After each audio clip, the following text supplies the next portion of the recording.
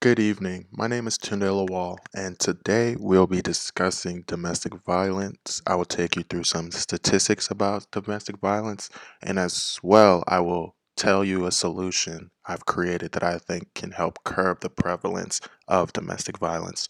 So let's begin.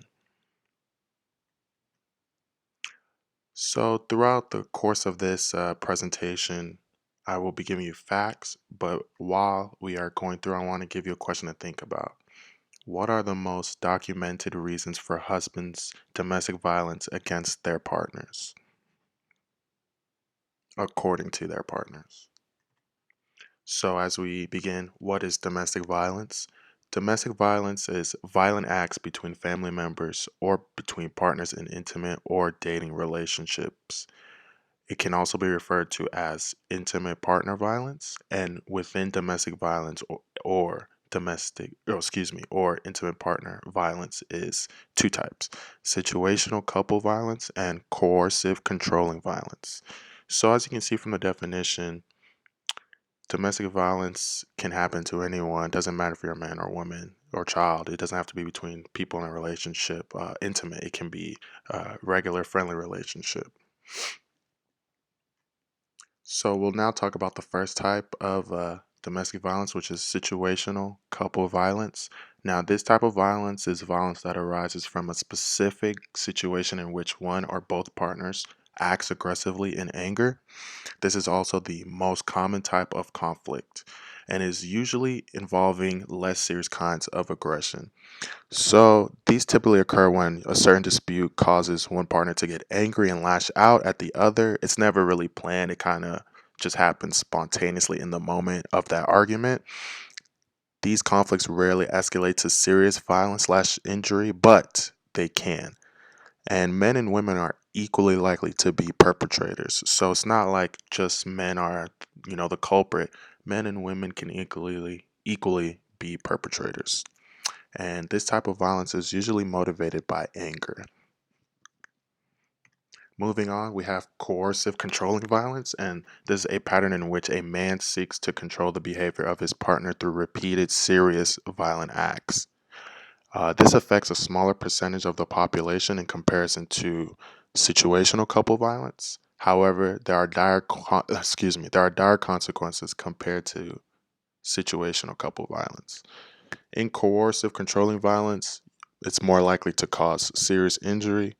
And as stated in the definition, it's mostly done by men because men are usually more physically dominating. So when it comes to repeated violent acts, it's usually men who are the perpetrators. And the difference between this coercive controlling violence and situations that men are trying to control the lives of the women, who they can and cannot see, where they go, when they go where they want to go, what they want to wear, and how much money they have, if they have a job, etc. It's a serious situation. And this is motivated solely by control. The man wants to have control of his partner in every aspect of the word. Okay, now I'll take you through some statistics on domestic violence from some research articles that I found. So, violence against women occurs worldwide, regardless of culture, education level, income, social class, and age. Typically, people believe that only certain types of people or women can be the victims of domestic violence, but that is not the case. It happens to anyone, any type of woman in any culture, no matter if they went to Harvard or if they unfortunately haven't gotten an opportunity to go to college. Secondly, at 39.9%, participants in the study reported verbal violence as the most common type of domestic violence experienced. Additionally, more people stated that they did not realize that the violence they were receiving verbally was even verbal domestic violence. Also, jealousy and economic problems were the most documented reason for husbands' domestic violence against their partners. These are taken from the victims of domestic violence, and they reported that they believe jealousy and economic problems were the main issues. Jealousy, as in the husbands are getting jealous when they see their partners interacting with other men and things of that nature, and economic problems, as in because of the stress due to his work or not being able to provide, he now lashes out and takes it out on his family. Continuing, we have with the prevalence, we have husbands that were exposed to domestic violence as children, and husbands who experience child abuse have a greater propensity to engage in domestic violence in future marriages. So basically, it's just stating that if these children, the husbands that now are committing the violence, they are usually experience this child abuse, experience domestic violence as a child. They either watched their mothers unfortunately receive it or they were receiving it themselves. And because of this, it allows them to use this as a solution for their problems when they get older. Moving on, both men and women who grew up in settings where domestic violence is seen as a reaction to conflict may see the violence as a means of solving problems between couples. So, like I said, as, as a child, if you see people solving their issues with violence, you will believe that that is the proper way to solve your own problems. Lastly, 40% of women react to domestic violence verbally, 33% accepted the situation, and 64% of women sought no assistance. This is really troubling. More than half of women sought no assistance, and that's usually because they believe no one will do anything about it, that they have no power in this whole ordeal. When women usually report that they're experiencing violence, no follow up work is done. So it makes sense as to why no women sought assistance at that high of a percentage.